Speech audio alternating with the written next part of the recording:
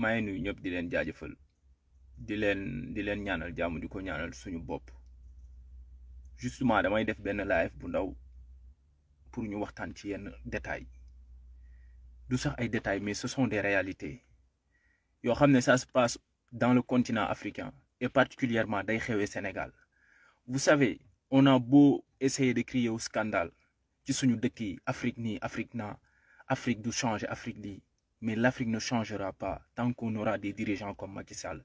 Ces gens, ils détestent leur peuple. Ces gens, ils sont les ennemis du peuple sénégalais. Des gens comme Macky Sall, ils ne nous respectent pas. Du contexte bi ñu nekk, les gens, ils pleurent leurs enfants. Nit ñaa ngi jaaxle. Kenn xamatul lu ñuy def. Kenn xamatul fu muy taxawee. Kenn xamatul par exemple ban tolluwaay sax ngay am ci sa bopp. Notre avenir est incertain. On n'a plus de perspective d'avenir. Les gens, ils meurent dans la Méditerranée en prenant les embarcations de fortune. Chaque jour, ngay gis tay lenn loo xam ne da lay frustré ci sa dëkk. Chaque jour, ngay gis lenn loo xam ne daf lay frustré tey ci doxinu Sénégal. Chaque jour, ngay gis lenn loo xam ne ay jéego yoo xam ne Macky Sall ak ñi mu àndal ñu ngi koy teg. Nit ñi di bëgg a dee, nit ñi sonn, lottu loof. Plus de 500 personnes dee tey ci gaal gi. Macky Sall nekk dans un mutisme absolu. Il n'a pipé mot. Aujourd'hui, mu jël avion am dem fan pour signer jiwaat d'autres accords yoo xam ne accords yooyu tey pour lottaloo waat pour nësaxal tey suñu pêcheurs yi la ak ñoom tey la ñu doon mais l'Afrique ne va jamais changer ak des dirigeants comme Macky Sall ñu bëgg ko ñu bañ ko ce ne sont pas des gens qui nous aiment ce ne sont pas des gens qui sont dignes d'être des Africains yaakaaruñu fonkuñu ñu respecté wuñu tubaab bi la ñu jox cër ñoom ak ñu àndal tubaab bi rek la ñu fonk dañoo ragal lu weex buñ gisee lu weex dañuy parti bu ñu Macky Sall en fait c'est mënoo comprendre nan nga koy définir comment un homme peut courber l'ésine devant un autre homme quoi quelle que soit sa couleur de peau tubaab bi lan la ñu ëppale lu dul fula loo xam ne par exemple dañuy ñëw ñu wañaar loxo Macky Sall pour mu signer des accords yoo xam ne ce sont des accords qui sont ruineux pour nous qui sont ruineux pour nos économies qui sont ruineux pour nos enfants qui sont ruineux pour les générations à venir et nous continuons toujours tey ñuy ànd ak ay dirigeants yooyu noonu bu ñu nekkee ci Sénégal ñu ne Sénégal dëkku jàmm la Sénégal dëkku masla la Sénégal dëkku waxante jàmm la Sénégal tey non mais fondamentalement le Sénégal ne va jamais changer tant qu'on n'aura pas converti notre regard tey ci société bi ni muy doxee tey ñuy waxante dëgg tey ñuy comprendre que ni par exemple dëkk on ne construit pas un pays dans la complaisance tey ñii ni liñ leen may dafa c'est trop te tey maanaam ku nekk moom moo war a convertir regard am ñu xam ne maanaam l'Afrique ne changera pas avec des dirigeants comme Macky Sall parce que tey mënoo comprendre tey il y a eu quelques années Macky Sall il a pris son avion plus de 13 personnes la ñu rey fii nii France ñoo xam ne ils avaient caricaturé le prophète ils avaient insulté le prophète Macky Sall jël avion am dem jaale ji dem dénoncer loolu noonu avec beaucoup de fermeté nit ñi ne effectivement tàccu nañ ko Charlie aujourd'hui là il y a à peine une semaine ñooñu ñoo saagawaat le prophète nit ñi marche Sénégal dénoncer ko il est resté dans un mutisme, dans un cynisme très lâche même d'ailleurs. Aujourd'hui, plus de 500 Sénégalais, plus de 500 jeunes Sénégalais sont morts. Il est toujours silencieux, dans un silence qui est lâche et criminel à la fois. Parce que finalement, c'est ça quoi. Nos dirigeants, ils ne nous respectent pas, mais on n'exige pas le respect. Nos dirigeants, ils ne nous considèrent pas, ils nous méprisent même limite. Et qu'aujourd'hui, le peuple est toujours là.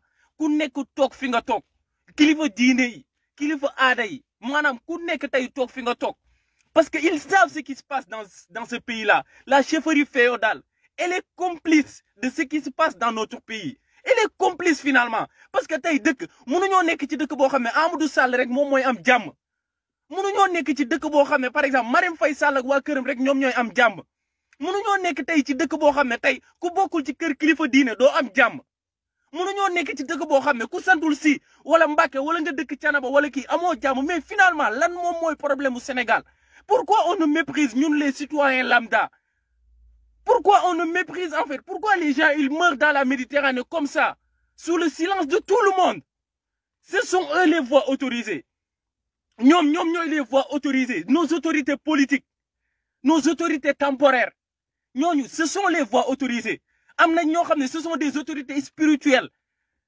loo xam ne tey maanaam ñoom la ñu jox tey suñu bopp jokk ci ñoom mais lan moom moo tax quand ils voient les gens qui souffrent énormément ils ne parlent pas lan moom moo tax en fait finalement quoi Sénégal da ngay toog da ngay gis li fay xew mais sa xol bi moom mooy tàng da nga naan société bi maanaam parewul pour changer société bi parewul pour dem parce que masla moom moo fi nekk société bi parewul pour dem parce que quand tu dis la vérité on dit que il est indiscipliné mais ça c'est la vérité il y a pas une indiscipline qui tienne ici amut indiscipline mais comment nan ngeen mën a nekkee ci dëkk boo xam ne maanaam di dund ci dëkk boo xam ne maanaam président bu jugee mais il méprise son peuple quelqu'un qui ne respecte pas son peuple comment un homme qui est doté de raison qui a une certaine humanité ci xolam maanaam am tuuti yërmande nan nga mën a gisee ay nit yoo xam ne nga administrer leen plus de 500 personnes plus de 500 personnes dee maanaam génnoo waxti tu prends ton avion tu t'envoles nga dem sa yoon boo demee foofu noonu da ngay gën a ruiner ñi nga xam ne ñoom ñooy jël tey les embarcations de fortune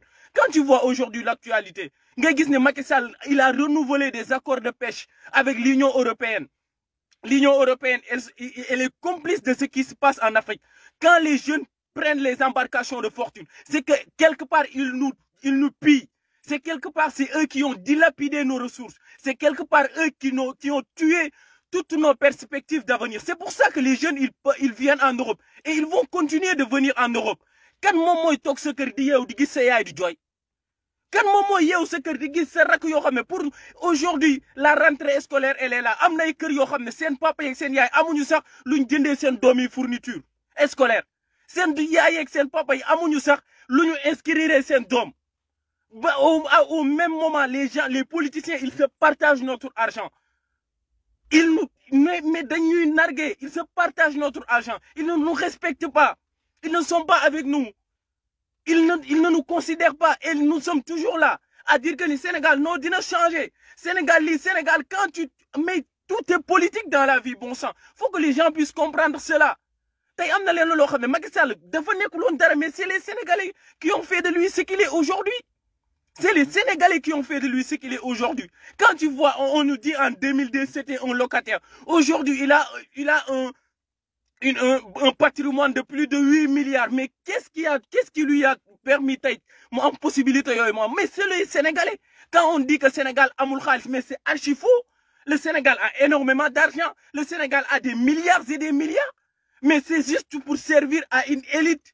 C'est juste pour une bourgeoisie. Cette bourgeoisie-là, pendant combien d'années les Sénégalais sont des crèves-la-faim?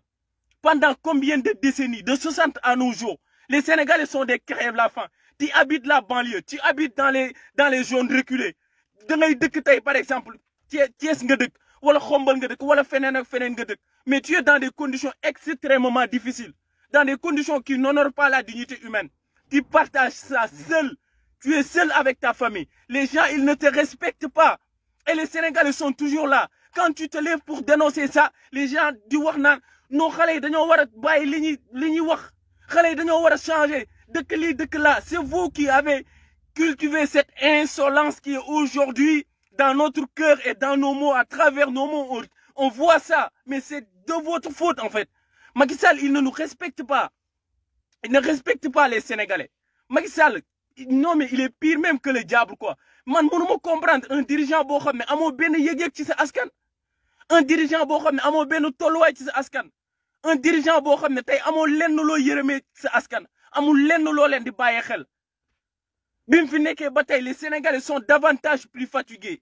Parce que quand on vous dit ça, c'est des faits qui sont là. Quand ils signent des accords de pêche qui sont ruineux pour nos économies, c'est pour pousser les pêcheurs à prendre les embarcations de fortune et mourir dans la Méditerranée. Quand ils signent les accords de partenariat économique, c'est pour tuer les agriculteurs qui pratiquaient d'ailleurs même avant mu koy signer sax l'agriculture de pluie. Ñoo xam ne bu tawul duñu bay. Ñoo xam ne nga ñëw mettre leen devant les agriculteurs par exemple de l'Union européenne. Ñoo xam ne tey ils ont des capacités d'action yoo xam ne c'est énorme. Mais c'est Macky Sall qui tue le Sénégal à petit feu. Et il ne nous respecte pas. Il ne nous respecte pas, il ne nous considère pas, il n'a aucune considération.